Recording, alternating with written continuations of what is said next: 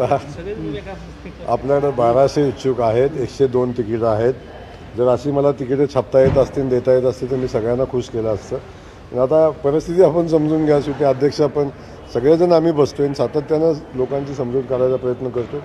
शेवटी एक लक्षात घ्या की पक्ष मोठा आहे, इच्छुकांची संख्या मोठी आहे, पक्षाची ताकद मोठी आहे.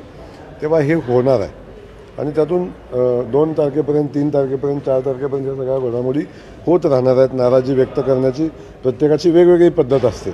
कोण शांत राहून नाराज होतो, कोण रिॲक्ट होऊन नाराज होतो, कोण प्रतिक्रिया देऊन नाराज होतो आणि कोण आणखीन वेगळ्या पद्धतीने आपली नाराजी व्यक्त करतो. तशी होतं राहते. प्रभाग 22-23च्या कार्यकर्त्यांनी तशाच पद्धतीने प्रेस घेतली. आज त्यांचं असं म्हणणं आहे की उमेदवारी जाहीर झाली होती आमची आणि जाहीर झाल्यानंतर देखील आम्हाला दुसऱ्याच पक्षाच्या दुसऱ्या नेत्यांना ज्यांनी संघाला डिवचलं, मारहाण केली अशा लोकांना किसन जाधव नागेश घेतलं.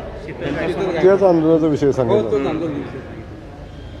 मला एक समजलं नाही अजून. यादी मलाच माहिती नाही, त्यांना कुठून माहीत झाली त्यांना माहिती.